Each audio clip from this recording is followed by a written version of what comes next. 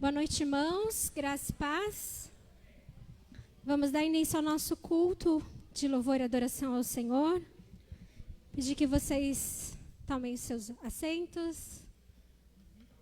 Acalme o seu coração. Que essa noite possamos colocar tudo diante do Senhor. Amém? Vamos começar juntos louvando e exaltando o nome do Senhor. Pedir para os irmãos se colocarem em pé e vamos juntos adorá-lo.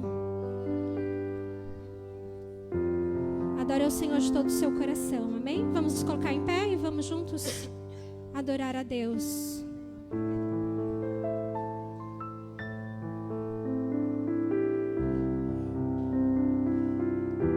Vamos declarar: reina em mim, sobre toda a terra tu és o rei. Nós temos esse rei que é tão maravilhoso, que é tão grandioso nas nossas vidas, amém?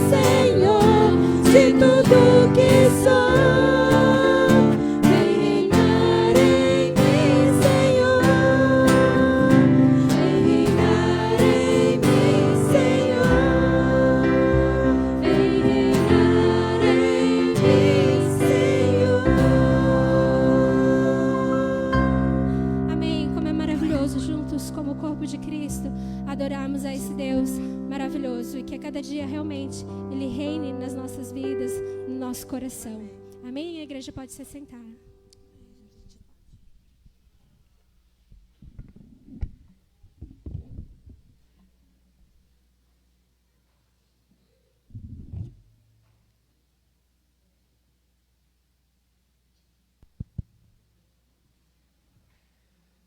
Amém, meus irmãos, boa noite, graça e paz.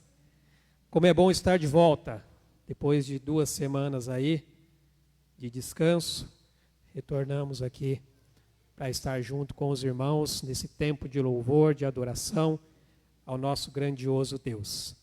Vamos orar, vamos agradecer a Deus pela semana que Ele nos concedeu, por essa semana que se inicia, e é sempre bom iniciarmos a semana com o Senhor, juntos louvando, adorando e exaltando o nome dEle, e principalmente, é claro, ouvindo a palavra, aquilo que Ele tem a tratar com o nosso coração aqui nessa noite.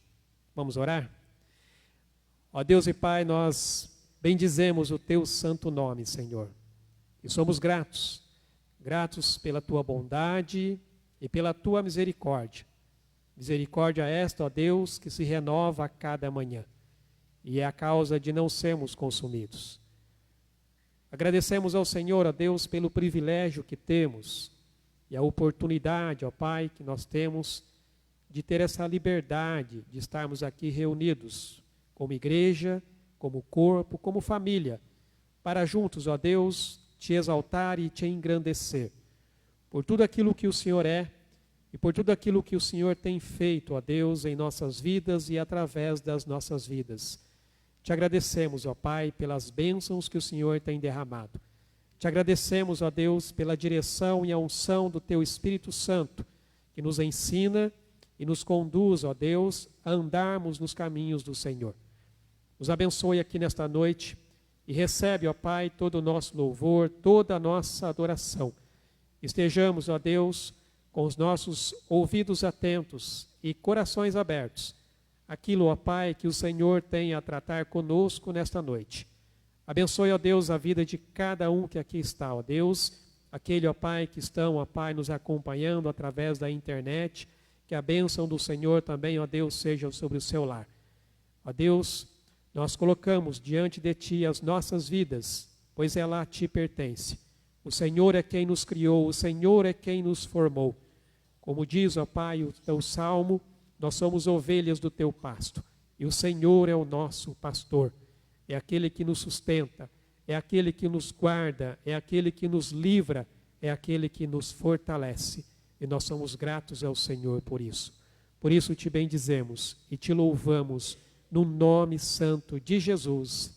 Amém, Senhor Deus. Amém, meus irmãos. Quero convidá-los a abrirem suas Bíblias em Mateus capítulo 5. Eu quero ler aqui 2 versos. E como os irmãos sabem, durante a semana nós temos os nossos GDCs, que são os nossos grupos de discipulado e crescimento. E nós temos aprendido nesses grupos, nesses encontros, sobre a nossa identidade em Cristo. E em nosso encontro dessa semana nós falamos sobre uma emoção que com certeza você já expressou.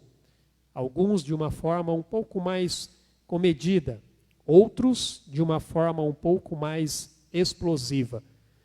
Mas nós tiramos ali algumas coisas importantes para a nossa vida. Mateus capítulo 5, no versículo 23 e no verso 24. Diz assim: Se, pois, ao trazeres ao altar a tua oferta, ali te lembrares de que teu irmão tem alguma coisa contra ti, deixa perante o altar a tua oferta, vai primeiro reconciliar-te com o teu irmão, e então, voltando, faze a tua oferta. Como eu disse, no nosso encontro dos GDCs, nós falamos sobre uma emoção. Falamos sobre a questão da ira e dos conflitos. O que nós aprendemos ali é que a ira ela é uma resposta natural diante de situações diárias que nós enfrentamos, mas que refletem, na verdade, a nossa indignação e descontentamento com coisas ou até mesmo com pessoas. Nós vimos que precisamos ali aprender a lidar com esse sentimento produzido para que não haja nenhum prejuízo, principalmente em nossas relações. Até porque Tiago, na sua carta, vai dizer que a ira do homem não produz a justiça de Deus. Então, saber expressar esse sentimento de maneira produtiva é o que vai nos ajudar a evitar aí comportamentos que não glorificam ao Senhor. E a Bíblia nos ensina a lidar com essa ira e a agir pacificamente. Aliás, o próprio Jesus vai dizer que bem-aventurados os pacificadores, porque eles serão conhecidos como filhos de Deus. Nós vimos ali várias estratégias para a gente aprender a lidar e controlar ali as nossas emoções, principalmente no que diz respeito à ira, e também, é claro, assumir a nossa responsabilidade nas atitudes que nós precisamos tomar.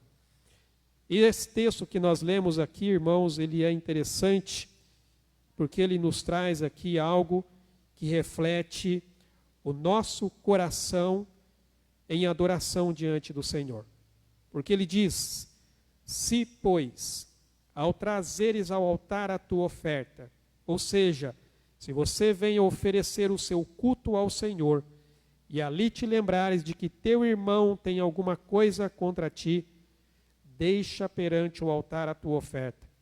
Vai primeiro reconciliar-te com o teu irmão, e então, voltando, faze a tua oferta.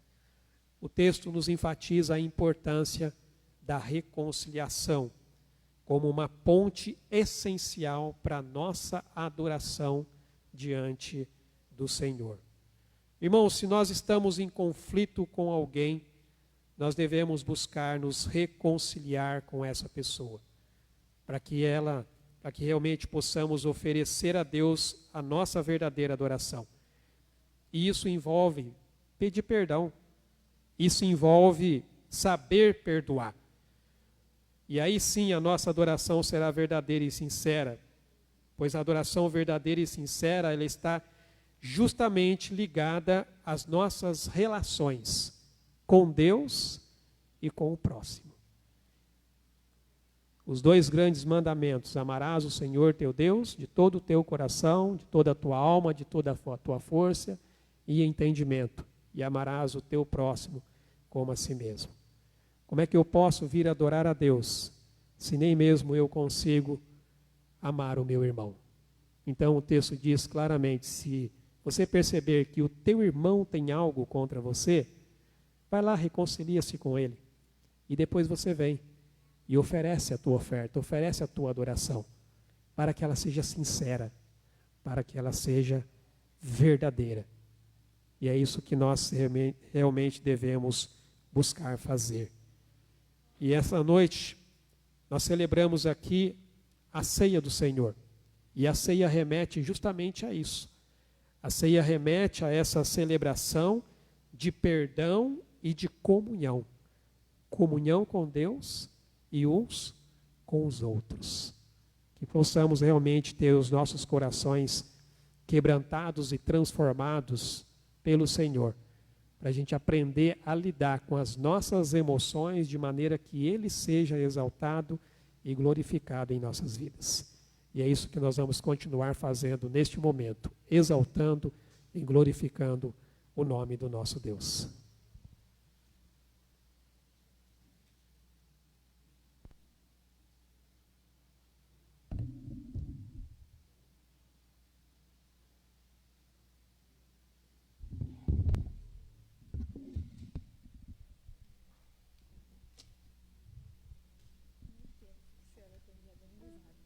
Pedir mais uma vez que os irmãos se coloquem em pé.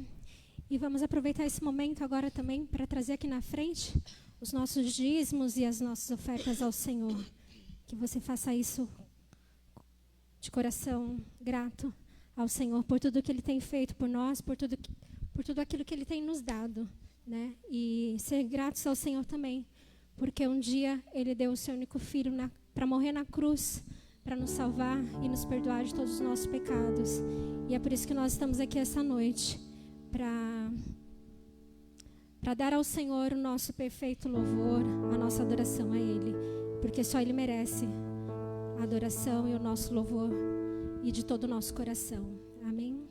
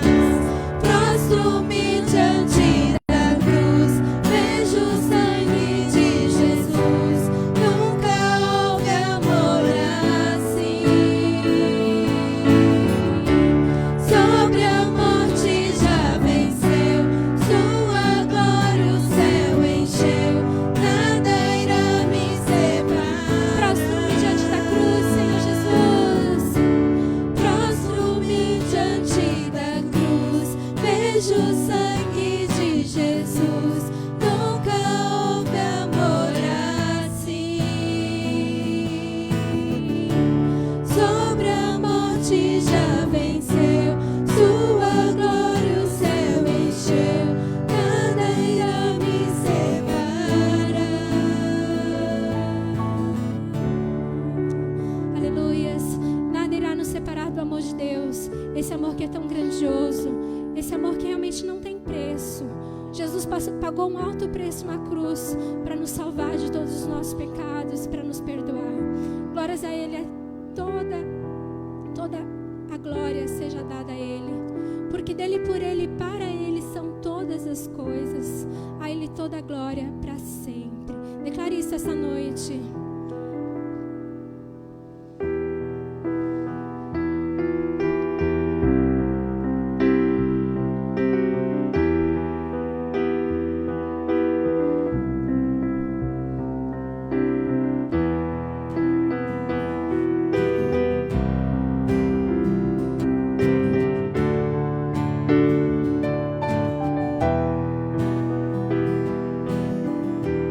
Porque dele,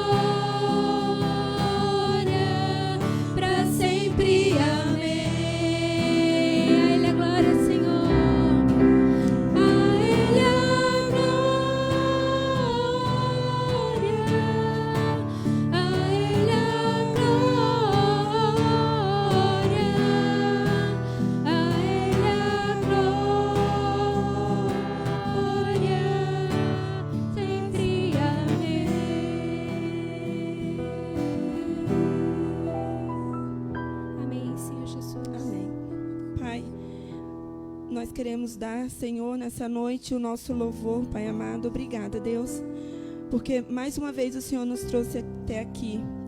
E nós te damos, Deus, somente glória, Pai. Nós somos gratos, Deus, porque Tu tem estado conosco, Pai, tem nos livrado. O Senhor tem cuidado de nós dia após dia, Pai. Senhor, eu sei que o Senhor está presente nesse lugar, Pai, e eu te peço, Deus, em nome de Jesus, que o Senhor visite, Pai, cada coração. O Senhor sabe, Deus, como que cada pessoa entrou aqui nessa noite, Pai. Nós pedimos, Deus, que vá de encontro, Pai amado, em cada decisão, em cada tomada de decisão, que só o Senhor sabe o que é melhor para nós, Pai. Por isso, Deus, nós entregamos, Pai, as nossas vidas nas Tuas mãos, Deus. Fala conosco, Pai, nessa noite, através da Tua palavra, Deus.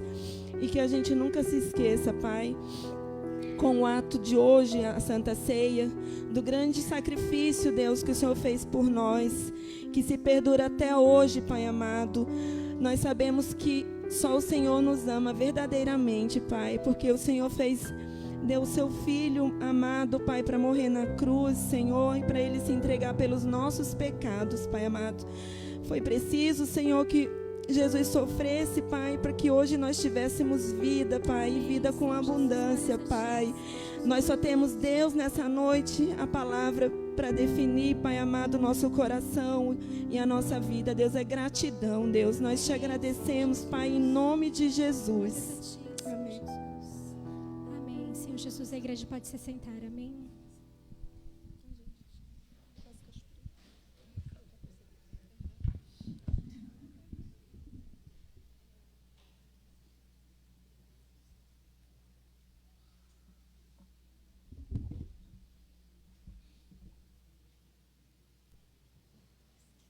Amém, meus irmãos. Toda glória pertence ao Senhor.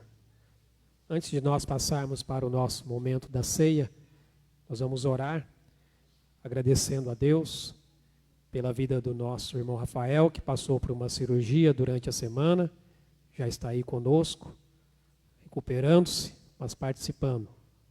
Continuamos orando pela vida do nosso irmão Lúcio, também presente conosco. É sempre uma alegria poder ver o irmão. Continuar orando pela vida da irmã Neuza, da Patrícia, que está lá cuidando da pequena Manu. Que Deus também continue fortalecendo e sustentando. E se você tem algo a apresentar diante de Deus nesse momento, faça isso. Coloque na presença do Senhor, aquele que merece toda a glória, todo o louvor, e aquele que realmente é capaz de fazer infinitamente mais, além daquilo que nós pensamos ou imaginamos em nosso coração. Vamos orar? Ó Deus, toda a glória e todo o louvor pertence ao Senhor. O Senhor é digno de ser louvado e exaltado, porque não há outro. O Senhor é único, o único Deus, o Criador, que nos sustenta, que nos guarda, que nos fortalece, que nos ajuda, ó Deus, em nossos momentos, ó Pai, de aflições. O Senhor, ó Deus, na Tua graça e na Tua misericórdia, nos socorre. E somos gratos ao Senhor pela Sua boa mão estendida sobre a vida da Tua igreja, sobre a vida do Teu povo, sobre a vida dos Teus filhos e filhas. Te agradecemos, ó Deus, pela vida do nosso irmão Rafael, pela cirurgia pela qual ele passou. Somos gratos ao Senhor, ó Pai, pelo cuidado sobre a vida dele. E pedimos que o Senhor continue abençoando, ó Deus, a sua recuperação. Também louvamos o Teu nome, ó Deus, pela vida do nosso irmão Lúcio. Pedimos que o Senhor continue, ó Deus, sustentando e fortalecendo, assim como a vida da nossa querida irmã Neuza, ó Pai, que o Senhor também, ó Pai, esteja ali, cuidando, ó Pai, da Tua serva, ó Deus, que é tão zelosa, ó Pai, com a Tua casa, ó Deus. E tem, ó Deus, um amor tão grande, ó Deus, pelos irmãos. Abençoe a vida da Patrícia, da Manu e de tantos outros que estão aqui nesta noite, necessitados, ó Deus, do auxílio do Senhor, sobre sua vida ou sobre a vida de alguém pelo qual, ó Deus, está sendo colocado agora diante do Teu trono de graça, para que, ó Deus, em momento oportuno, o Senhor possa intervir e nos socorrer, segundo o Teu propósito e a Tua vontade, trazendo cura, trazendo restauração, trazendo libertação, mas principalmente trazendo a salvação em Cristo Jesus. Nós colocamos isso diante do teu altar, porque, ó Pai, nós reconhecemos as nossas limitações. Somos fracos, mas o Senhor é forte. O Senhor, ó Deus, é quem nos sustenta. Por isso, ó Deus, o apóstolo Paulo, ó Deus, pôde dizer: posso tudo naquele que me fortalece, porque em toda e qualquer circunstância é o Senhor que está ali presente, ó Deus, sobre as nossas vidas, nos guardando e nos ensinando, mesmo diante das tribulações e das aflições. Por isso te bendizemos e louvamos o teu santo nome e já te agradecemos, ó Deus, pela intervenção do Senhor sobre a vida do teu povo. Em nome de Jesus. Amém, Senhor Deus. Amém, meus irmãos.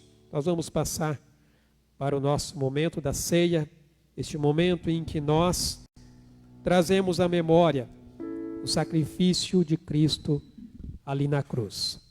E eu sempre costumo dizer, e você que já reconheceu Jesus Cristo como Senhor e como Salvador da sua vida, você já declarou a sua fé publicamente através das águas do batismo, você é convidado então a participar conosco deste momento de celebração, aonde nós trazemos à memória o sacrifício de Cristo ali na cruz. Ele pagou o preço pelos nossos pecados. Ele morreu a nossa morte para que nós pudéssemos viver a vida dele. Eu quero convidar aqueles que vão nos auxiliar aqui na ministração da ceia e convidar você que vai participar a se colocar em pé neste momento. Enquanto o louvor estiver sendo entoado, você estará recebendo então os elementos para que juntos possamos então estar celebrando este momento em Cristo Jesus. Então, coloque-se de pé neste momento e vamos celebrar. Enquanto o louvor estiver sendo entoado, você vai estar recebendo os elementos da ceia do Senhor.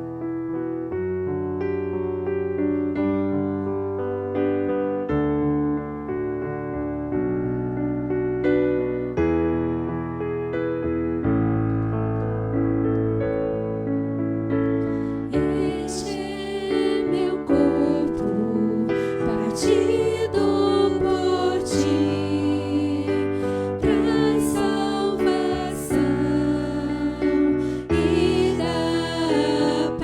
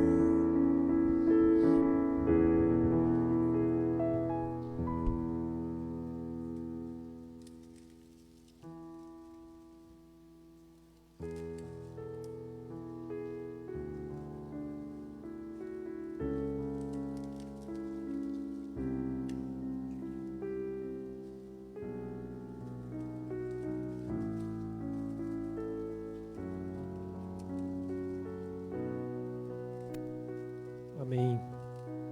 Todos receberam os elementos da ceia? A palavra de Deus diz: porque eu recebi do Senhor o que também vos entreguei, que o Senhor Jesus, na noite em que foi traído, tomou o pão, e tendo dado graças, o partiu e disse: isto é o meu corpo, que é dado por vós. Fazei isto em memória de mim. Comamos, pois, o pão em memória da morte de Cristo.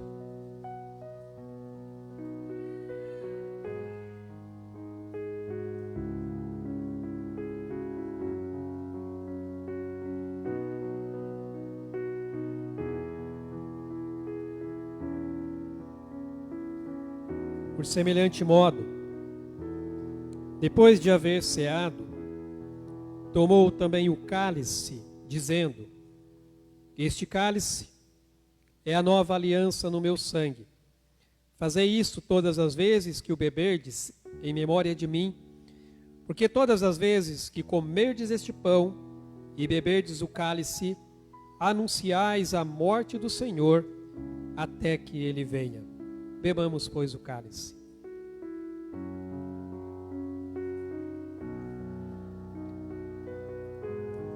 Pai, muito obrigado por tão grande sacrifício que foi feito naquela cruz.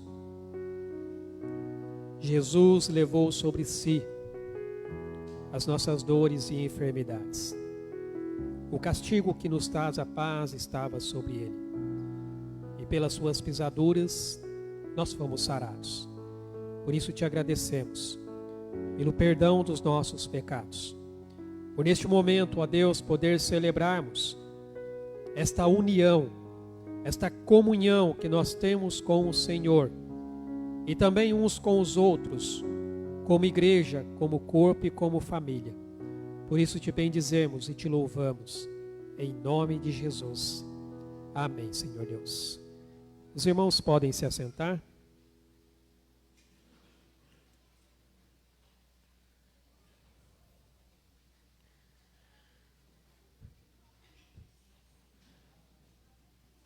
Quero convidá-los a abrirem suas Bíblias, o Evangelho de Marcos, capítulo 11. Nós vamos aqui retomar esta série de mensagens deste Evangelho, onde nós temos visto sobre o ministério e a vida de Jesus. Marcos, capítulo 11, a partir do verso 15 até o verso 19.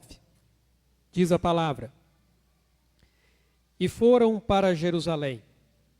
Entrando ele no templo, passou a expulsar os que ali vendiam e compravam. Derribou as mesas dos cambistas e as cadeiras do que vendiam pombas. Não permitia que alguém conduzisse qualquer utensílio pelo templo. Também os ensinava e dizia: não está escrito: a minha casa será chamada casa de oração para todas as nações? Vós, porém, a tendes transformado em covil de salteadores. E os principais sacerdotes e escribas ouviam estas coisas e procuravam um modo de lhe tirar a vida, pois o temiam, porque toda a multidão se maravilhava de sua doutrina. Em vindo à tarde, saíram da cidade.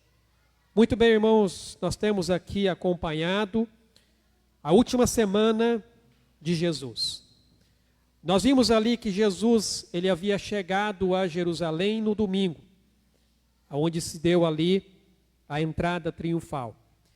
Depois de uma passada rápida ali pelo templo, como já era tarde, ele então se dirigiu até uma cidade vizinha chamada Betânia, uma cidade onde moravam ali Lázaro e suas irmãs. Possivelmente, acredito que Jesus tenha ido ali para passar a noite. E na segunda, então, pela manhã, ele retorna a Jerusalém, e no caminho ele tem um incidente descrito da figueira, onde ele a amaldiçoa. E aqui, novamente, Ao chegar em Jerusalém, ele vai direto para o templo, onde ele chega ali e expulsa os mercadores. Depois ele vai voltar novamente para Betânia e retornar na terça-feira, onde os discípulos vão ver ali a figueira seca. Irmãos e irmãs, cada elemento desta narrativa se refere aqui à crítica de Jesus à religião hipócrita de Israel e traz consigo também essa simbologia da purificação do sistema religioso corrompido ali da nação pelos sacerdotes e pelos escribas. Quando você pega o Evangelho de Mateus, no capítulo 23, você vai ter ali várias advertências de Jesus em relação aos escribas e fariseus. E uma dessas advertências ele vai dizer: ai de vós, escribas e fariseus, hipócritas, porque fechais o reino dos céus diante dos homens? Pois vós não entrais e nem deixais entrar os que estão entrando. Então nós entendemos aqui que Jesus levanta essa crítica principalmente contra os líderes religiosos daquela época. Irmãos, por que isso é importante? Porque se não olharmos essa narrativa desta forma, nós vamos perder aqui no verdadeiro propósito que o evangelista Marcos quer passar aos seus leitores. Toda a narrativa, começando aqui no versículo 1 do capítulo 11, onde Jesus chega em Jerusalém, depois ele vai a Betânia, no dia seguinte acontece ali um fato com a figueira, depois ele retorna ao templo e depois novamente ele tem ali aquela questão da figueira. Tudo isso está interligado e traz uma mensagem única, que é o que nós inclusive vamos ver aqui nesta noite. Por isso que se não olharmos para a narrativa dessa maneira, a gente se perde no propósito que o evangelista realmente está querendo passar. Irmãos, o florescimento da figueira ali e a produção de frutos constitui o símbolo de um povo frutífero para o Senhor. Ao passo ali que a sua seca revela a destruição desse povo e o seu julgamento justamente pela ausência de frutos, o qual o presbítero Rafael muito bem ministrou aqui há 2 semanas atrás. Quando você vai, por exemplo, aqui em Mateus, capítulo 3, isso aqui é João Batista na sua pregação, olha só o que ele vai dizer aqui. Mateus, capítulo 3, no versículo 10. Já está posto o machado à raiz das árvores. Toda árvore, pois, que não produz bom fruto, é cortada e lançada ao fogo. Quando você vai para o capítulo 7 de Mateus, versículo 19, diz assim: toda árvore que não produz bom fruto é cortada e lançada ao fogo. E quando você vai para o Evangelho de João, no capítulo 15, versículo 6, ele diz: se alguém não permanecer em mim, será lançado fora, a semelhança do ramo, e secará. E o apanham, lançam no fogo e o queimam. Então vejam vocês que a descrição da figueira aqui, sem frutos, refere-se justamente à ausência de uma vida com Deus, a ausência de uma vida que reflete a presença de Deus naquele que o serve. A figueira aqui é usada como símbolo da própria nação. Por isso que o impacto da maldição lançada por Jesus sobre a figueira. Irmãos, nas imagens e simbolismo, o bem ministrou o presbítero Rafael, o bom figo é o homem divino. E coletivamente se refere ao povo de Deus. Então essa busca ali que Jesus faz por figos constitui a vida frutífera daqueles que pertencem ao Senhor. Quando você lê ali em Jeremias, ele vai dizer assim: olha, bendito o homem que confia no Senhor, e cuja esperança é o Senhor, porque ele é como a árvore plantada junto às águas, que estende as suas raízes para o ribeiro e não receia quando vem o calor, mas a sua folha fica verde, e no ano de sequidão não se perturba, nem deixa de dar fruto. O verdadeiro homem que confia em Deus, ele produz os frutos que Deus quer que ele produza. Então, tanto a condenação da figueira sem frutos, quanto a purificação do templo aqui, foram atos simbólicos de Jesus para ilustrar justamente a triste condição espiritual da nação de Israel. Tanto a figueira quanto o templo representam para nós essa triste situação em que se encontrava o povo de Deus.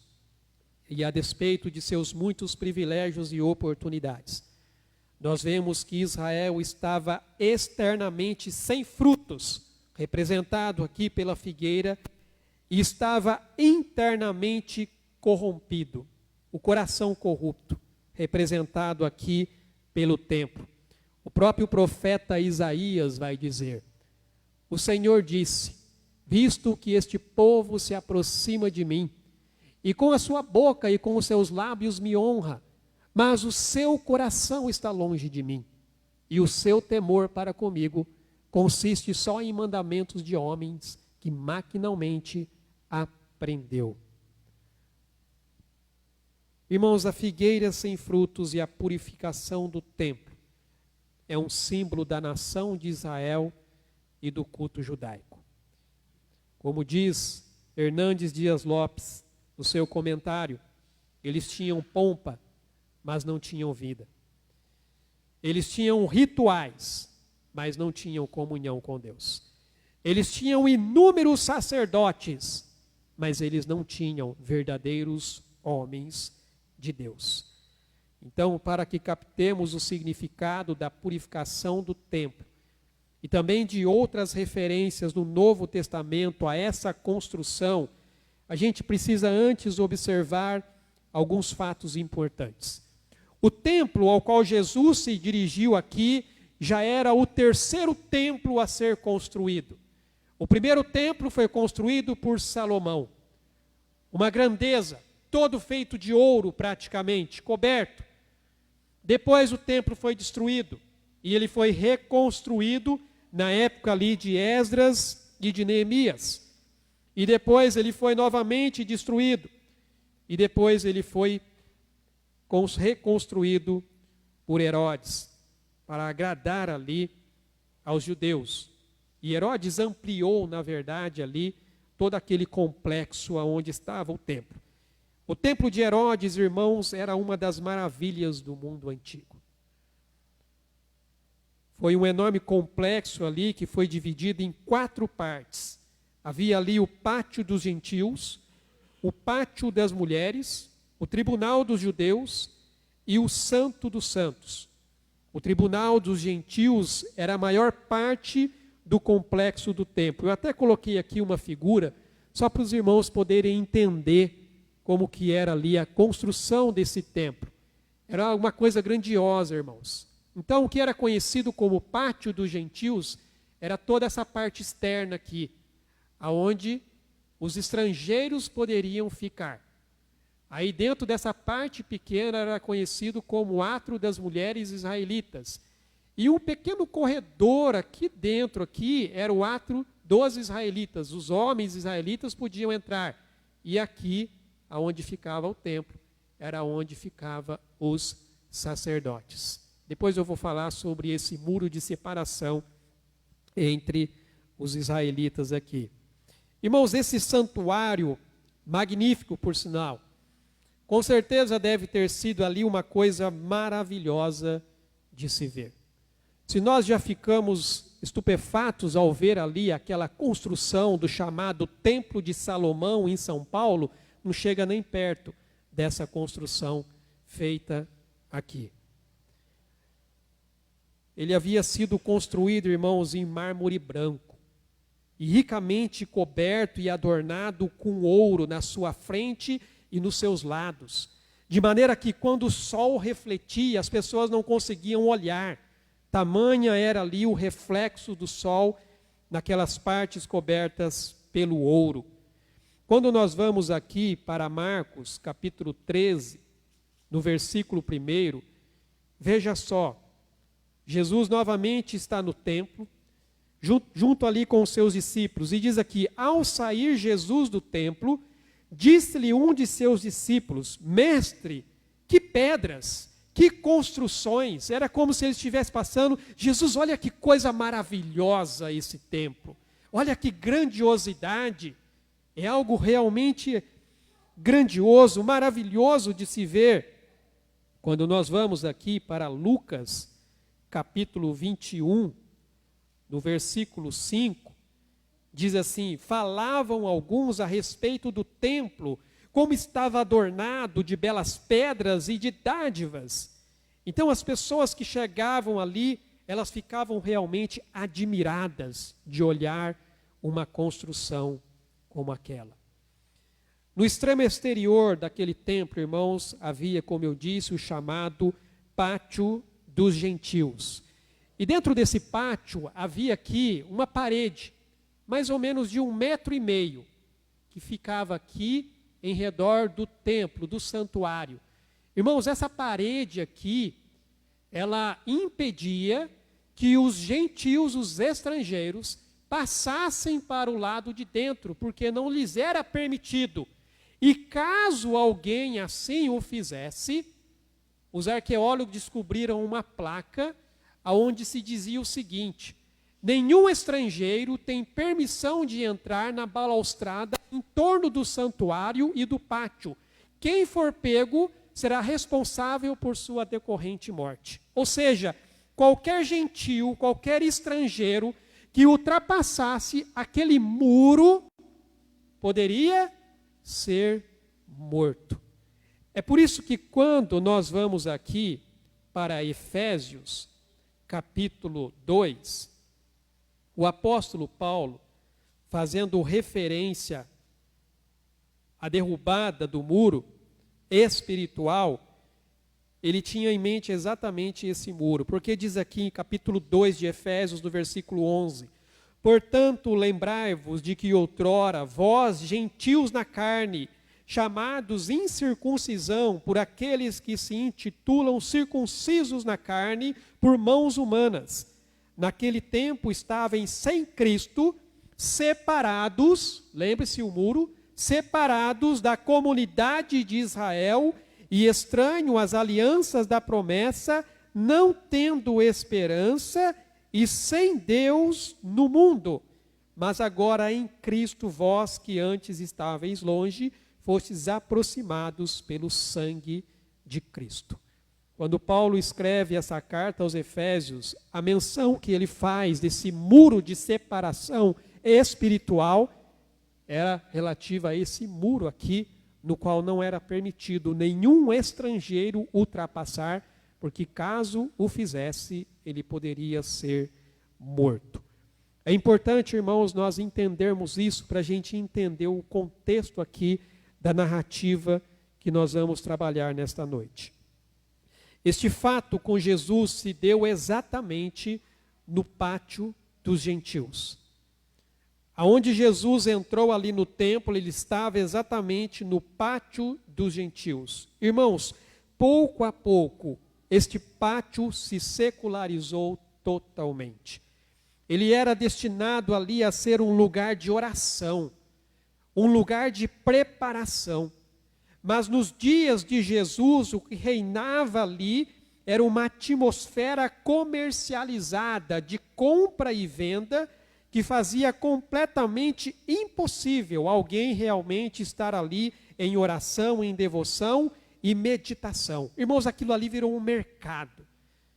É mais ou menos como toda aquela parte interna aqui do Átrio dos Gentios estivesse ali cheio de barracas. E as pessoas vendendo ali os seus animais, existia ali as moedas que deveriam ser trocadas pelas moedas do templo. Então é mais ou menos como se chegasse numa feira ali, e aí ficava uma pessoa gritando de lá, outra pessoa gritando de cá. Agora você imagina um lugar de oração, de meditação, de devoção. Como que você vai fazer isso num ambiente como esse? Imagine uma algazarra aqui, um grita dali, outro grita de cá. Como é que você vai realmente estar ali com a sua mente concentrada no Senhor? É impossível que isso acontecesse. Jesus havia entrado no pátio dos gentios e o que ele viu o deixou então estarrecido. O evangelista João vai nos dizer que essa não foi a primeira vez que Jesus expulsou os cambistas ali do templo. Quando você vai aqui em João capítulo 2, logo no início, João capítulo 2, no versículo 11 em diante, diz aqui, olha só, versículo 13: estando próxima a Páscoa dos judeus, subiu Jesus para Jerusalém e encontrou no templo os que vendiam bois, ovelhas e pombas e também os cambistas assentados. Tendo feito um azorrague de cordas, expulsou todos do templo, bem como as ovelhas e os bois. Derramou pelo chão o dinheiro dos cambistas, virou as mesas e disse aos que vendiam as pombas: tirai daqui estas coisas, não façais da casa de meu pai casa de negócio. Lembraram-se os seus discípulos de que está escrito: o zelo da tua casa me consumirá. Perguntaram-lhe, pois, os judeus: que sinal nos mostras para fazeres estas coisas? Jesus lhe respondeu: destruí este santuário e em 3 dias o reconstruirei. Replicaram os judeus: em 46 anos foi edificado este santuário, e tu em 3 dias o levantarás? Ele, porém, se referia ao santuário do seu corpo. Quando, pois, Jesus ressuscitou dentre os mortos, lembraram-se os seus discípulos de que ele dissera isto e creram na Escritura e na palavra de Jesus. Não era a primeira vez que Jesus estava em Jerusalém, e não era a primeira vez que Jesus estava no templo, e não era a primeira vez que Jesus havia expulsado ali os mercadores do templo. Aliás, aqui, nessa primeira vez, Jesus ele foi muito mais fervoroso, vamos dizer assim, ao expulsar as pessoas daquele lugar. Porque o texto nos diz que ele fez um chicote de azorrague e começou ali a bater nas pessoas, a derrubar as mesas e a expulsar todos os animais daquele lugar. E Jesus está de volta ali, irmãos. Talvez por isso que ao voltar ali, ele nota como havia acontecido na primeira vez, esse pátio e o templo, eles foram desacralizados, eles foram profanados. Eles estavam profanando o lugar da adoração a Deus. Irmãos, a impressão que Jesus teve ali era justamente de um mercado onde o comércio era lucrativo e intenso. Então, ao entrar Jesus, ele nota ali o movimento de todos aqueles compradores e vendedores, assim como o cheiro, o barulho ali produzido por todos aqueles animais. Poderia, então, isso de alguma forma ser chamado de adoração? Será que um lugar como esse poderia ser conhecido como um lugar de devoção a Deus? Então não é difícil imaginar a justa indignação estampada nos olhos de Jesus quando ele expulsou todos aqueles que estavam ali engajados nos seus negócios e revirou então as mesas, os assentos daqueles que vendiam pombos.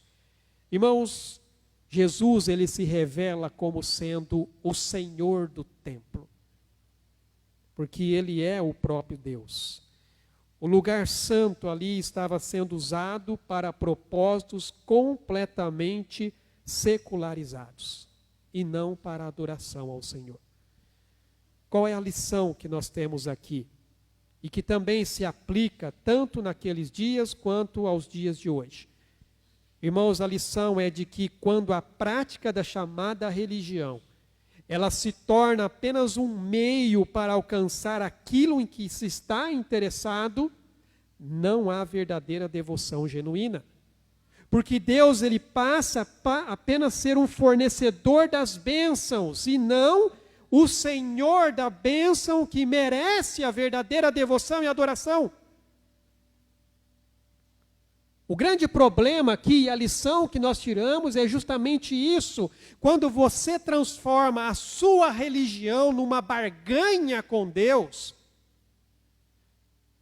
onde você busca apenas as bênçãos de Deus, Deus deixa de ser adorado e exaltado. Você tem que buscar é o Senhor das bênçãos. As bênçãos são apenas as consequências da sua vida na presença dEle.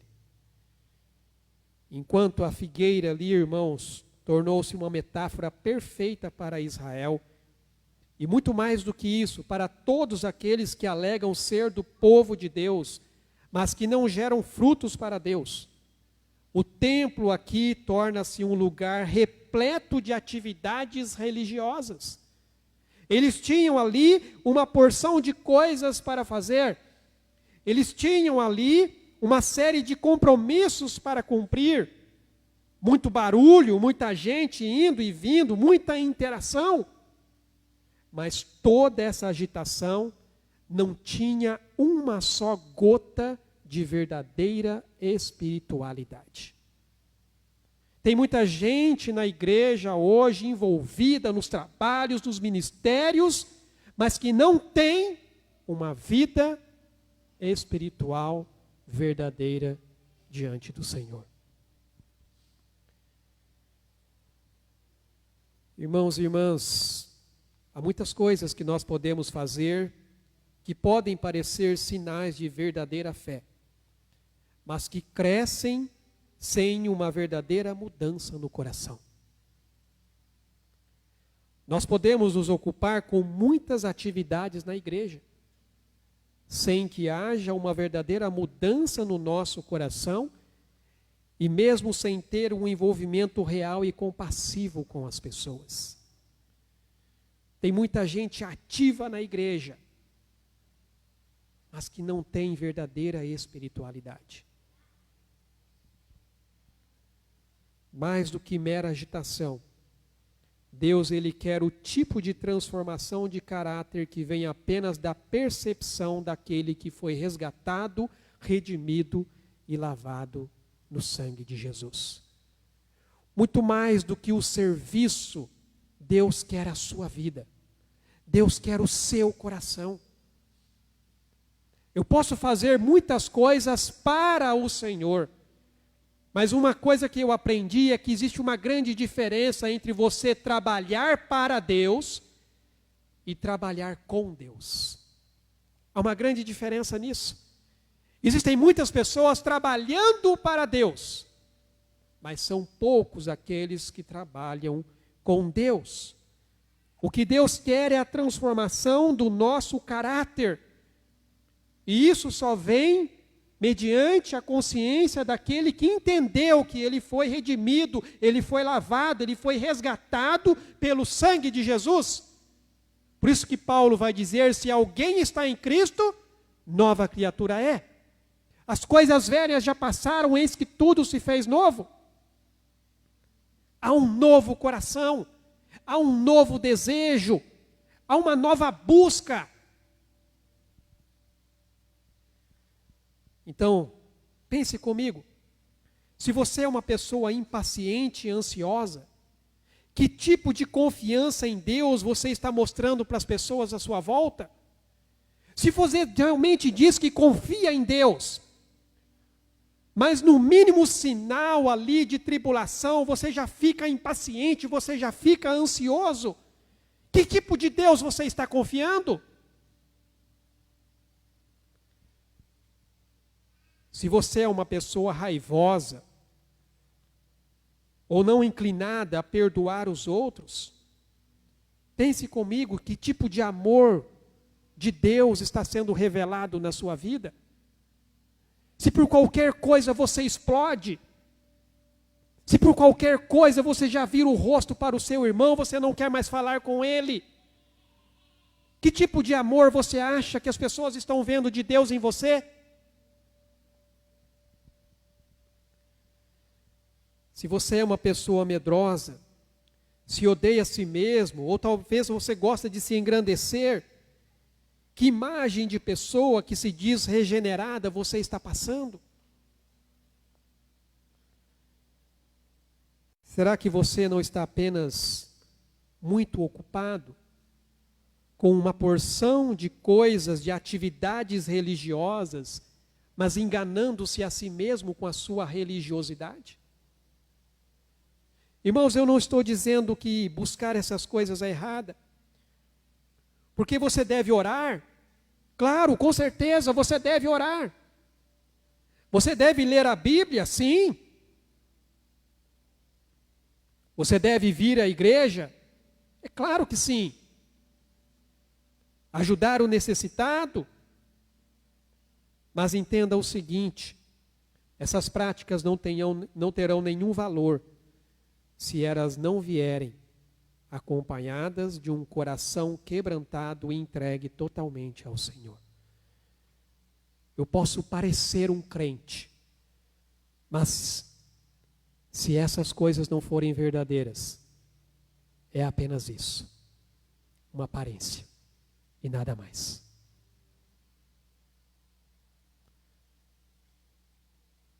Deus quer os frutos, como nós vimos na pregação do Rafael. Deus quer ver os frutos de um coração transformado, os frutos de um coração regenerado. Deus quer ver isso. Mas Ele também quer principalmente a sua vida nas mãos dEle. Os frutos representam a figueira e a sua vida representada no templo. Então, quando Jesus entra na sua vida, entenda, você não está meramente se tornando uma pessoa melhor. Você não está se tornando apenas uma pessoa mais disciplinada ou moralmente melhor. A vida e o caráter de Jesus, eles precisam estar sendo reproduzidos em sua vida. Não é ser uma pessoa melhor, não é ser uma pessoa mais disciplinada, não é ser uma pessoa moralmente melhor, é ser igual a Jesus. João vai dizer, aquele que diz que permanece nele, esse também deve andar assim como ele andou.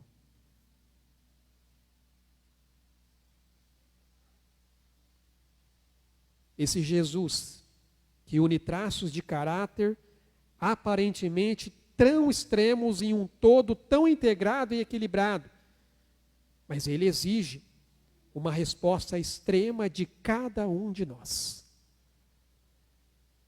Quando você vai aqui para o Evangelho de Lucas, capítulo 9, versículo 23 e 24, ele dizia a todos, se alguém quer vir após mim, a si mesmo se negue, dia a dia tome a sua cruz e siga-me. Pois quem quiser salvar a sua vida, perdê-la-á, e quem perder a vida por minha causa, esse a salvará. Jesus não exige menos do que isso. Jesus não espera menos do que isso. Ele não quer apenas uma parte da sua vida. Ele quer toda a sua vida. Ele não quer apenas um pedaço do seu coração. Ele quer todo o seu coração. O ataque de Jesus aqui, irmãos, não foi ali contra a função dos cambistas e dos vendedores de animais. Porque o serviço que eles prestavam era legítimo. O que eles faziam ali não estava de todo errado. Porque muitas pessoas vinham de longe com os seus animais. Alguns nem conseguiam trazer os seus animais. Então eles chegavam ali e adquiriam os seus animais.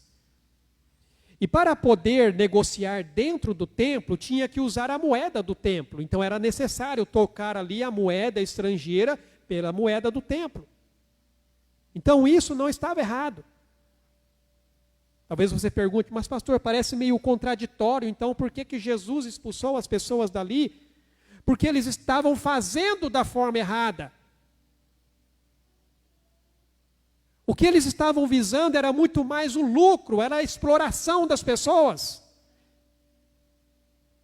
Muitas vezes as pessoas vinham com os animais de longe e chegava ali para apresentar diante do sacerdote, o sacerdote dizia: esse animal não presta, você vai ter que ir lá e comprar um.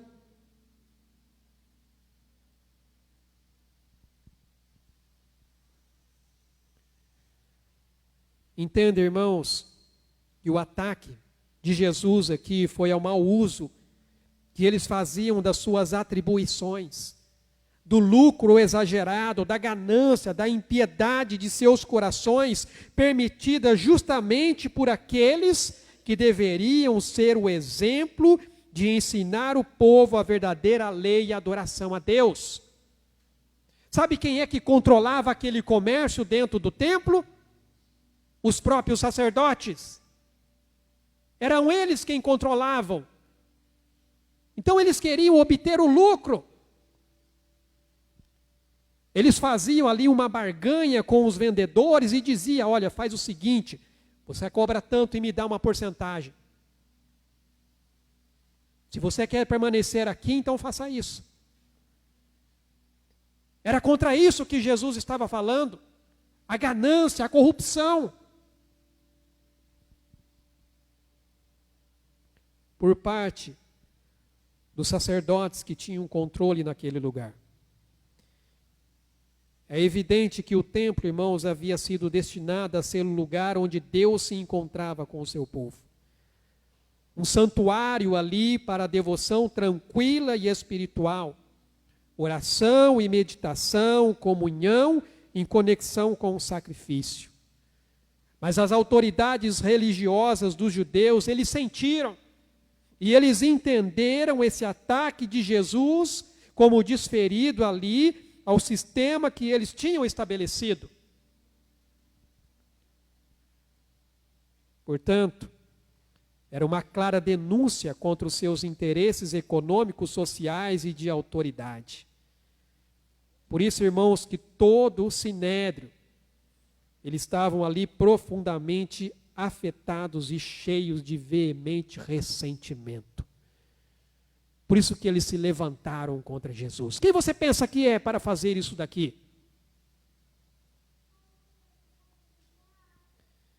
Os líderes religiosos ficaram irritados quando Jesus perturbou o status que eles tinham.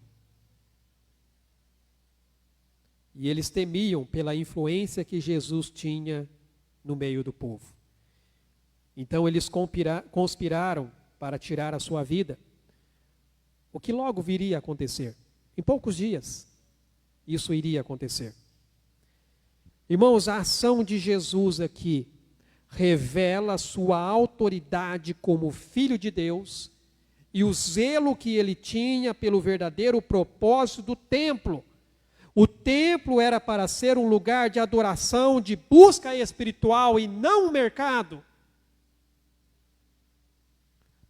Lá em Crônicas, logo depois de Salomão dedicar ali o templo a Deus, Deus lhe dá uma resposta. Agora, pois, ó meu Deus, estejam os teus olhos abertos e os teus ouvidos atentos à oração que se fizer deste lugar.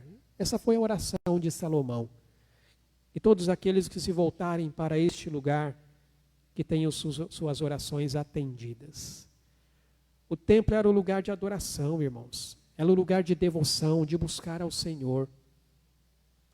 E as pessoas transformaram aquilo num covil de ladrões, como Jesus vai dizer. As pessoas transformaram aquilo num lugar de barganha. E hoje, infelizmente, existem muitas igrejas assim, barganhando coisas, para que as pessoas possam receber as bênçãos de Deus.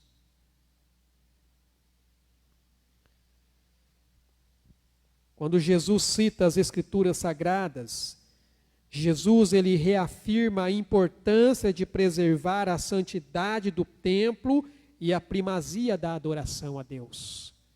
Como nós lemos lá em João, o zelo da tua casa me consumirá. Irmãos, há uma importância fundamental do templo em nossa adoração e serviço a Deus. Nós sabemos sim que o templo hoje é o nosso corpo, Nosso corpo é o templo do Espírito Santo.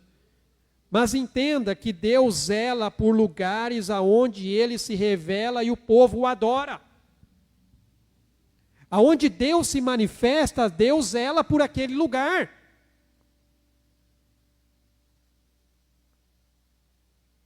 Embora isso aqui seja apenas um prédio onde nós utilizamos para nos reunirmos e adorarmos a Deus, mas aqui é o templo de adoração a Deus. Temos de cuidar das coisas, temos que zelar.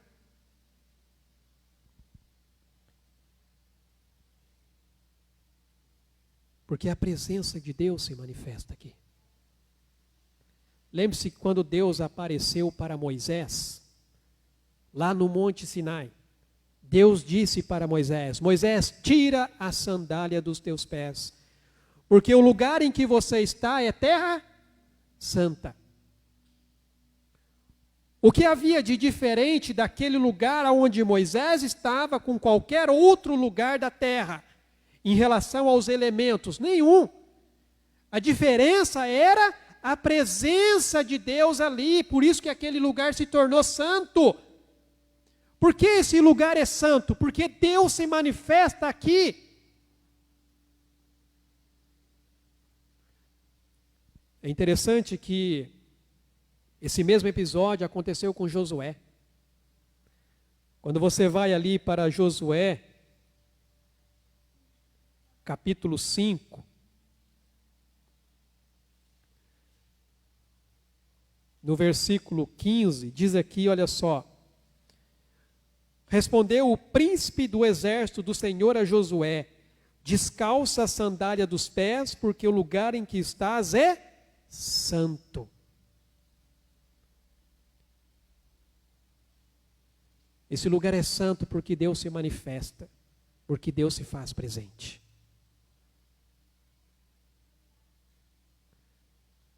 Por isso devemos incluir, irmãos, em nossa mente, reverência durante o culto. Devemos incluir, irmãos, sentimento pela presença de Deus. Porque é um lugar de adoração. É um lugar de oração. E eu quero tirar aqui algumas lições para nós, neste relato da vida de Jesus. A primeira coisa, irmãos, que nós podemos perceber aqui, é que Jesus nos ensina a buscar a verdadeira adoração, que envolve ali o culto a Deus com sinceridade e devoção, em contraste com uma religião vazia de formalidades e interesses pessoais. Nós precisamos examinar o nosso próprio coração e garantir que a nossa adoração ela seja genuína e ela seja centrada em Deus. Por que você vem à igreja? Ah, porque eu gosto da mensagem do pastor. Ah, porque a adoração lá é muito boa. Ah, porque é muito bom estar entre os irmãos. Tudo isso faz parte. Mas você deve vir à igreja porque você vai estar diante da presença do Rei. Você vai estar diante da presença de Deus. Porque se você vem com essas outras motivações apenas, sabe o que vai acontecer? Você vai sair daqui dizendo assim: olha, o pastor hoje não pregou muito bem, não. Nossa, fraquinha a pregação dele. Talvez você saia daqui dizendo assim: olha, o louvor hoje, o pessoal, Mateus deu umas erradas ali que eu vou te falar, eu percebi. As irmãs aqui parece que meio que desafinou nos cantos ali. Irmãos, o culto está sendo oferecido para você ou está sendo oferecido para Deus? O culto é oferecido para o Senhor, então cada um faz o seu melhor. E eu tenho certeza que quem está aqui está buscando fazer o seu melhor.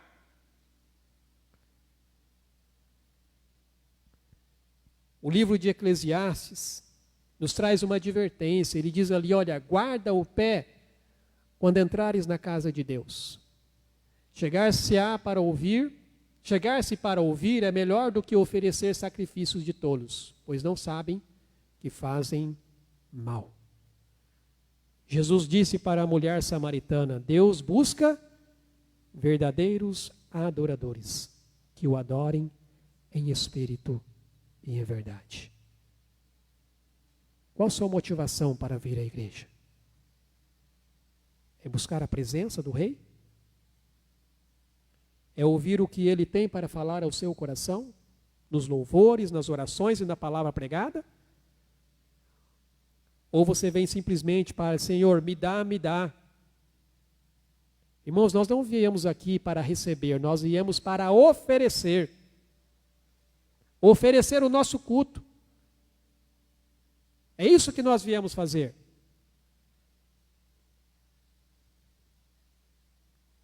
A segunda lição que nós temos aqui, a ação de Jesus nos lembra da importância de agir quando encontramos injustiça de distorções nos lugares onde deveria haver santidade. Nós devemos ter coragem e zelo, irmãos, para confrontar práticas erradas e defender a integridade e os princípios do reino de Deus.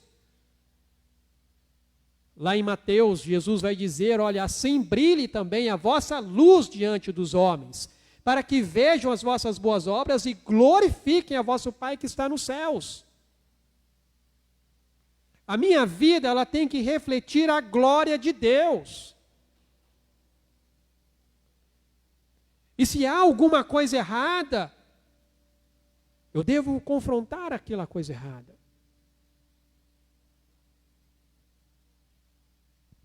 Não posso me calar, assim como Jesus não se calou. Nós somos desafiados, irmãos, a examinar nossos próprios corações e verificar se estamos permitindo a ganância, o egoísmo e o comodismo se infiltrarem em nossa adoração e comunhão com Deus. Lembre-se, aquelas pessoas que estavam ali, estavam justamente buscando lucro, dinheiro, aquilo que lhes favorecia. Eu quero só a bênção. Eu não venho buscar a bênção, eu venho buscar o Senhor da bênção.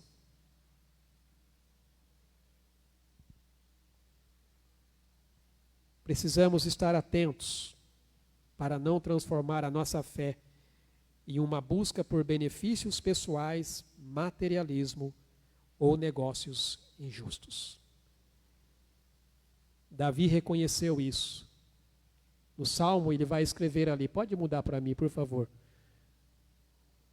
O próximo.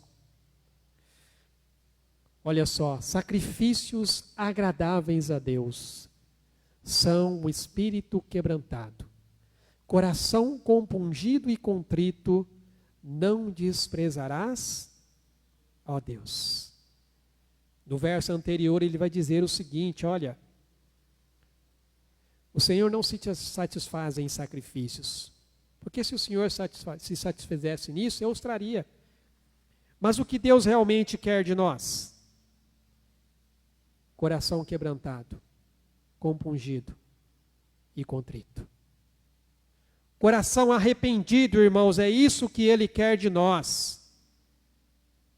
Corações arrependidos, quebrantados, contritos, que sabem reconhecer como aquele publicano, Deus tem misericórdia de mim, porque eu sou um pecador.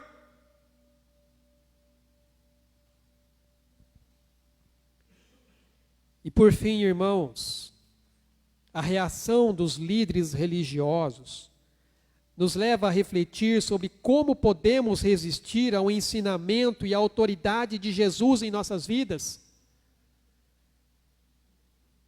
Nós devemos nos questionar se estamos abertos a receber a sua mensagem, acolher sua autoridade e permitir que Ele transforme a nossa vida. Ou se estamos resistindo a Ele, seja por medo, orgulho ou interesses pessoais. Aqueles religiosos haviam sido advertidos por Jesus por várias vezes, mas eles não quiseram ouvir. Estavam presos nas suas crenças, estavam presos no seu orgulho, na sua ganância, não deram ouvidos à palavra de Deus.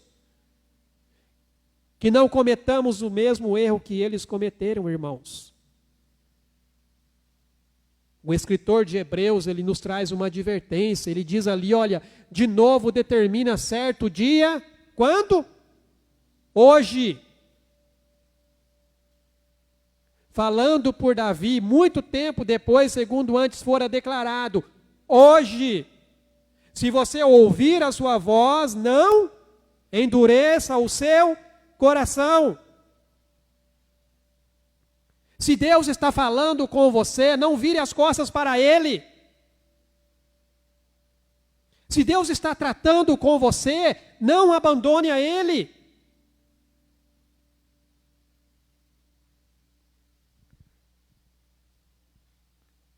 Lembre-se que Deus, Ele nos corrige porque Ele nos trata como filhos, porque Ele é o nosso Pai. Amados irmãos e irmãs, enquanto não nos tornarmos verdadeiramente em adoradores do Senhor, nós não teremos vivenciado a perfeita experiência de uma vida que frutifica. Enquanto nós não realmente entendermos o que é ser um adorador do Senhor, nós não vamos viver uma vida que gera frutos para Ele. Os frutos que damos são reflexo da vida interior que cultivamos. E o que você tem cultivado no seu coração? Entenda que se cultivarmos uma vida no Espírito, colheremos o fruto do Espírito. Mas se cultivarmos a vida na carne, nós vamos colher a corrupção do nosso próprio coração. Veja só o que diz Romanos, capítulo 8, no versículo 5 e no versículo 6. Porque os que se inclinam para a carne cogitam das coisas da carne, mas os que se inclinam para o Espírito, das coisas do Espírito. Porque o pendor da carne dá para a morte, mas o do Espírito para a vida e paz. E quando você vai para Gálatas, capítulo 5, no versículo 16, digo, porém, andai no Espírito, e jamais satisfareis a concupiscência da carne. O fruto do Espírito é amor, alegria, paz, longanimidade, benignidade, bondade, fidelidade, mansidão, domínio próprio. Contra estas coisas não há lei. E os que são de Cristo Jesus crucificaram a carne com as suas paixões e concupiscências. Se vivemos no Espírito, andemos também no Espírito. E quando você vai aqui no capítulo 6, versículo 8, diz, porque o que semeia para a sua própria carne, da carne colherá corrupção. Mas o que semeia para o Espírito, do Espírito colherá a vida eterna. O que você tem semeado na sua vida? Você tem semeado no Espírito? Ou você tem semeado na carne?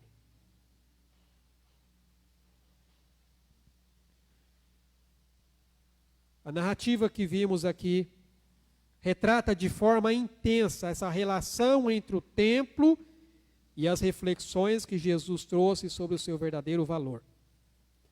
E na sua mensagem geral, Jesus reprova o comportamento das pessoas que frequentavam o templo, porque elas não o valorizavam como um local sagrado de adoração a Deus, mas apenas como um meio de obter vantagens.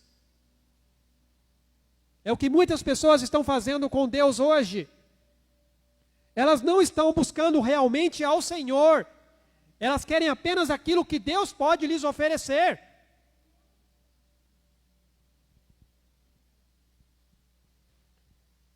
Em vez de se aproximar com sinceridade de Deus, muitas pessoas têm buscado a Ele apenas pelo interesse do que realmente Ele pode lhes oferecer. Entenda, irmão e irmã, tudo o que somos, temos e fazemos deve servir como ferramenta em prol de uma vida de adoração sincera e devotada a Deus. Nós fomos criados para a glória de Deus. Então a sua vida deve refletir a glória de Deus. Não existe verdadeira espiritualidade baseada no coração do homem e nos seus sentimentos. Porque o coração do homem e seus sentimentos são caídos. O coração do homem e seus sentimentos são pecaminosos. E eles só reproduzem apenas o desejo de agradar a si mesmo. Somente um coração que foi transformado e regenerado é que pode adorar a Deus verdadeiramente. Irmãos, o templo foi construído para ser um lugar de verdadeiro encontro com Deus. Mas o que realmente importa no templo não é o templo em si, mas sim a glória de Deus que se manifesta ali. Lembre-se que quando eu iniciei nesse capítulo 11, eu fiz referência justamente ao fato da glória de Deus estar retornando ao templo. A glória que havia ido embora na época de Ezequiel, porque o povo estava valorizando muito mais o templo do que o Senhor do templo. Então Deus mostrou para eles o quê? Isso não é nada. Deus permitiu que o templo fosse destruído, que a arca fosse levada, porque eles haviam deixado o Senhor para valorizar apenas as bênçãos que Deus estava dando para eles.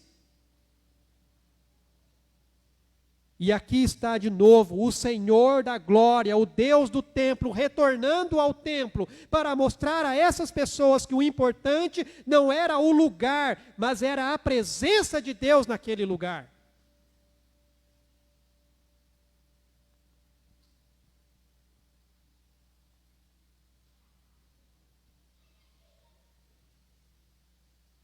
Irmãos e irmãs, o que deve nos atrair verdadeiramente neste lugar é a presença da glória de Deus. Presença esta que está, que agora habita, sabe na onde? No coração daquele que crê em Jesus. Deus se faz presente aqui? Eu tenho plena certeza que sim. Mas sabe como? Na vida de cada um que tem a sua fé em Cristo e o Espírito Santo está agora habitando no seu coração. É por isso que quando eu saio dessa porta para fora, eu estou levando comigo a presença de Deus, para que aonde eu estiver, o Senhor também vai estar.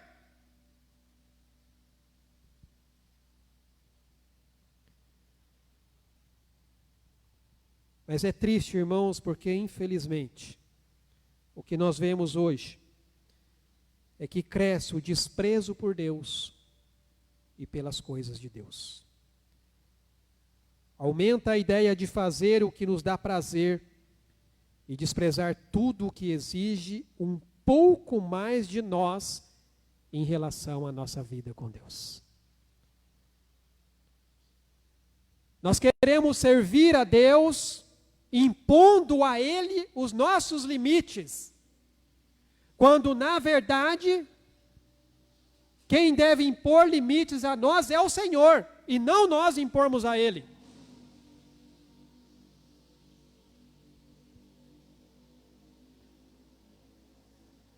Por isso, devemos nos quebrantar e pedir a Deus tempos de restauração, de uma verdadeira adoração e de um coração transformado que realmente gere frutos para a glória do Senhor. É isso que nós precisamos. Corações quebrantados e vidas transformadas, para que o Senhor do templo seja glorificado e exaltado na minha vida e na sua vida. Vamos orar? Ó Deus e Pai, como é grandioso, Senhor, poder ouvir a Tua palavra, falando, ó Deus, ao nosso coração,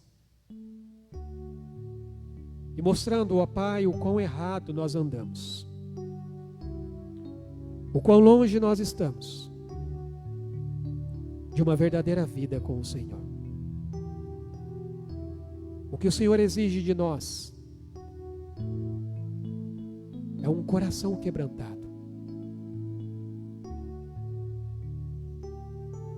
um espírito compungido e contrito, que sabe reconhecer as suas fraquezas e limitações e sabe engrandecer ao Senhor. O Senhor, ó Deus, que é o Criador de todas as coisas,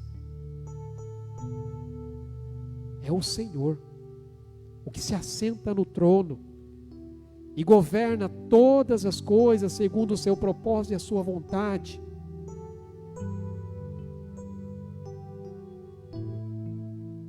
Que nós possamos, ó Deus, tirar o nosso eu do centro da nossa vida e deixar o Senhor se assentar no trono e governar e dirigir e nos conduzir. Que possamos reconhecer, ó Deus, os nossos pecados, as nossas falhas, e que haja, ó Pai, verdadeiro arrependimento. Que possamos, ó Deus, ter o prazer de estar, ó Deus, neste lugar. Não, ó Deus, simplesmente para receber, ou porque algo aqui nos agrada, mas sim porque a sua presença se manifesta aqui, ó Deus, em nosso meio. É a presença do Senhor, ó Deus, manifestada no coração de cada um através do Teu Espírito Santo, que faz, ó Deus, deste lugar um lugar santo, um lugar, ó Deus, pelo qual nós devemos zelar, cuidar, porque é um reflexo também, ó Pai, da glória do Senhor, a grandeza que o Senhor tem. Que tenhamos zelo pela Tua casa, assim como Jesus teve. E que tenhamos, ó Pai, os nossos corações quebrantados e transformados, para entender, ó Deus, que o mais importante é a Tua presença, a presença da glória. Ó Deus, Moisés, depois do pecado de Israel, o Senhor disse que não iria, mas enviaria o anjo. Mas Moisés, ó Deus, disse: eu não saio daqui. Se a presença do Senhor não for comigo, eu não saio daqui. É isso, ó Deus, que nós devemos buscar, a Tua presença. Que nós realmente possamos, ó Deus, fazer isso de todo o nosso coração. Em nome de Jesus. Amém. Amém, meus irmãos.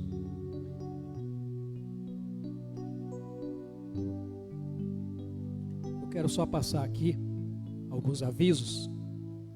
Lembrando aí aos homens, nós tínhamos no calendário marcado esse encontro de homens para o dia 7, seria no feriado. Nós estamos alterando a data aí para o dia 16, vai ser um sábado, tá? Então já anota aí na sua agenda. Nós temos ali estudado este livro, Homem Nota 10, temos aprendido ali princípios importantes para a nossa caminhada com Deus. Então já anota, nós vamos definir ainda o local onde nós vamos fazer, mas já deixa marcado aí na sua agenda. E lembrando também que no sábado, dia 23, vai ter o encontro da primavera, o encontro de mulheres em ação aí, que é o encontro da primavera, tá? O valor é R$ 45, vai ser ali das 8h45 até o meio-dia, está aqui o local. Depois, por gentileza, é só procurar a irmã Marta, passar o nome para ela. Se tiver alguma dificuldade aí com relação ao valor, também compartilha para ver o que a gente pode estar fazendo a respeito disso. Mas não deixe de participar, vai ser um tempo com certeza aí precioso para a sua vida, você estar junto ali aprendendo isso também com Deus. Eu queria chamar aqui à frente o Rafael. Nós temos trabalhado aí nos nossos grupos de discipulado e crescimento, temas importantes para o nosso crescimento espiritual, para a nossa vida com Deus, a nossa identidade com Cristo. E o Rafael vai falar um pouquinho sobre o que nós vamos estar aprendendo aí durante a semana. Eu incentivo você que participe, tem sido um tempo realmente proveitoso e muito gostoso para as nossas vidas.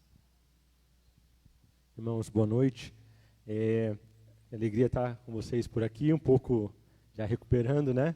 Um pouco costurado aqui, mas eu tenho visto que maravilha é a gente entender o cuidado de Deus sobre as nossas vidas e como isso na prática acontece, né? Lá no hospital, falando com as pessoas que estavam lá, vendo cada detalhezinho de cada procedimento, o que foi acontecendo, a anestesia perfeita, o retorno de anestesia perfeito, mas como resultado realmente daquilo que nós nos propomos a fazer diante de Deus, em obediência e em humildade.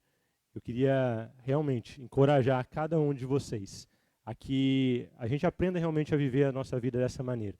Cada vez que a gente possa olhar para as nossas atitudes que a gente passa durante a semana e perguntar, será que eu realmente agi de boa maneira naquilo que eu falei no meu trabalho, com aquele colega de trabalho, com aquele colaborador da empresa? Será que realmente eu falei do jeito que eu deveria com a minha esposa, com o meu esposo, com o meu filho, com a minha filha, sem irritar ao meu filho, por exemplo, né?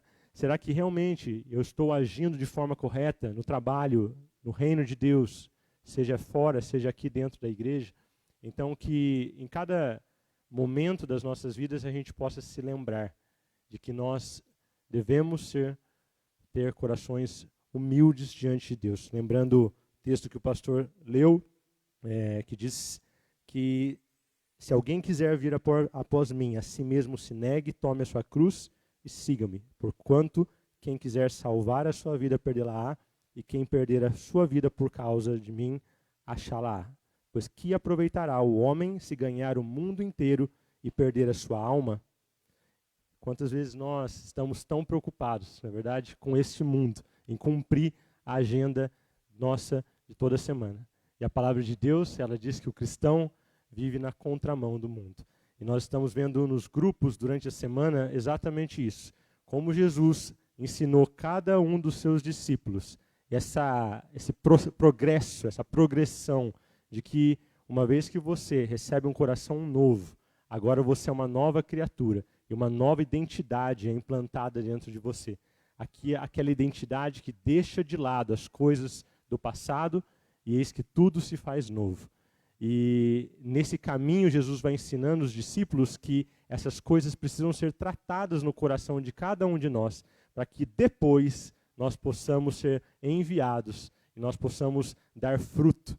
Então, meus irmãos, eu de novo animo cada um de vocês a que, se nós estamos perdendo essas lições tão importantes, provavelmente nós estamos deixando de lado coisas vazias ali naquela progressão em que Deus quer levar a gente.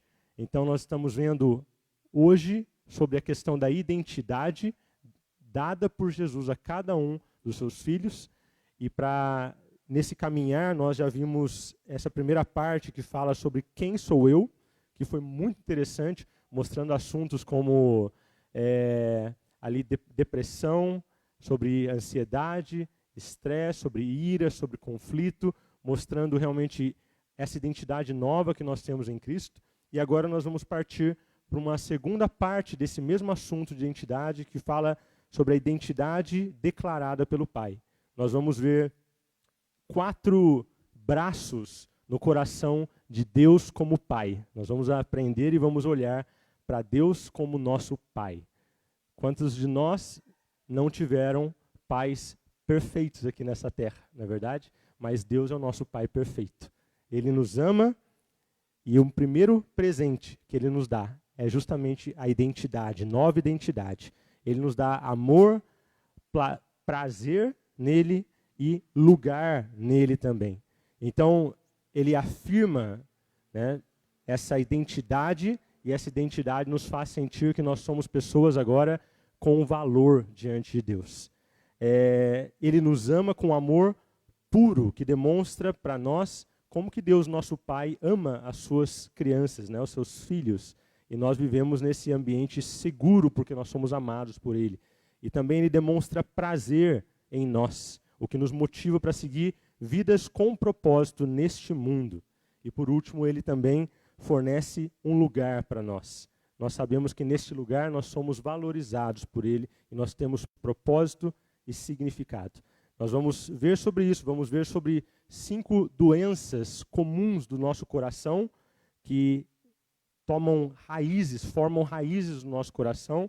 Nós vamos ver sobre a falta de perdão, nós vamos ver também sobre o pecado, vamos ver sobre as mentiras e vamos ver sobre a idolatria e, por último, sobre os votos falsos, que muitas vezes o pastor citou aqui também, que nós fazemos entre nós e Deus, barganhando com Deus, né? Dizendo, Deus, se você agir assim, eu vou agir dessa forma. E nós vamos aprender a nos livrar dessa questão também. E por último, nessa terceira lição, nós vamos falar sobre a restauração, como o Espírito Santo nos restaura e como nós, andando com o Espírito Santo, nós podemos viver uma vida que agrada a Deus. Então eu convido você realmente que não percam essas lições, que vocês possam realmente, como diz a palavra de Deus, negar-se a si mesmo, tomar a sua cruz e seguir a Deus. Deixa de lado aquilo que muitas vezes tem sido a nossa prioridade. E que vocês possam estar conosco essa oportunidade única de aprender a palavra de Deus, de caminhar com pessoas que também estão dedicando suas vidas a caminhar com o Senhor. E só mais um aviso, no dia 12 de outubro, nós temos uma programação de evangelística, né? Aproveitando aí o Dia das Crianças. Dia 12 de outubro, se não me engano, cai numa quinta-feira, e nós vamos fazer aqui na igreja um evento evangelístico, né? Convidar as crianças e famílias aqui do bairro para estar aqui conosco. Durante esse dia, nós vamos ter várias atividades. E, obviamente, essa atividade não deve terminar somente nesse dia, mas nós devemos dar continuidade, porque é isso que nós temos aprendido, formar realmente discípulos, né, que formam outros discípulos. Então, eu queria já deixar o convite para vocês. Nós precisamos de muita ajuda, sempre, né? Nunca pense dessa seguinte forma, né, de que, olha, o pessoal lá está fazendo, o pessoal lá está se virando. Porque se realmente nós não estamos fazendo muita coisa, outras pessoas estão se sobrecarregando. Então, que você aí possa já orar, colocar isso diante de Deus e pensar, poxa, eu posso ser útil no reino de Deus, né? Tem muita coisa para se fazer, tem muita coisa para se negociar nesses aluguéis de coisas que nós vamos ter aqui, brinquedos para as crianças, vamos ter no dia aqui a parte de alimentação, que nós precisamos de gente para trabalhar, para distribuir comida, para ir ao mercado, comprar comida, voltar, né, para organizar as salas, de repente, de atendimento que nós vamos ter aqui também. Então, convite só apenas para que você vá pensando nisso. Nós temos pouco mais de um mês, né? É pouco tempo, mas você pode ser útil. E nós precisamos da sua ajuda. Só para a gente depois, ninguém falar que, olha, não chamaram, ninguém falou nada. Só abertamente comunicando a vocês que há muito trabalho a se fazer e nós precisamos de ajuda. Deus com certeza vai cuidar de cada uma das nossas necessidades. Como eu falei para vocês, foi muito interessante ver durante esse processo de cirurgia como Deus cuidou de cada uma das etapas. E minha esposa me perguntava, quando cheguei em casa, durante 2 primeiros dias, você está bem? Como é que você está? E eu não sabia muito, estou bem, mas é engraçado uma cirurgia, quando alguém mexe dentro de você, e você parece que sim, que se sente um pouco ali que alguma coisa está faltando ali dentro de você. Mas como foi impressionante, o próprio Espírito Santo renovar as suas forças e dizer, meu filho amado, eu te amo, você tem valor para mim, que você realmente é amado por mim. Então, é tão interessante você sentir essa renovação do Espírito Santo, renovando todo o seu interior. E isso é maravilhoso. Eu quero, com certeza, que cada um de vocês experimente isso na vida de vocês, em nome de Jesus. Tem algum aviso?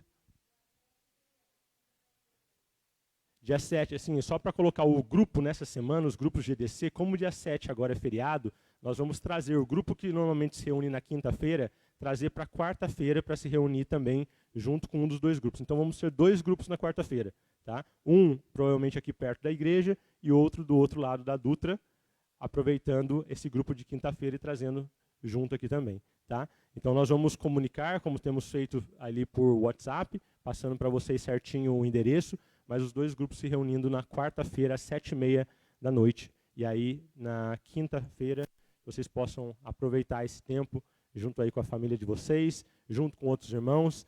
Vocês, de repente, têm visto alguns irmãos que têm faltado aqui, que você possa ser também essa ferramenta, ligar, né, olhar aqui ao seu redor, telefonar. Meu irmão, e aí, como é que você está? Temos sentido sua falta. Isso também faz parte de você realmente produzir fruto no reino de Deus. Amém? Deus abençoe muito vocês. Obrigado, Rafael. Então, orem aí, irmãos, por esse evento evangelístico. E depois, quem já quiser aí estar passando o seu nome, conversa com o Rafael, passa para ele, que depois a gente vai planejar direitinho, organizar as tarefas, para que todo mundo possa aí participar conosco. Vamos levantar, vamos orar e agradecer a Deus.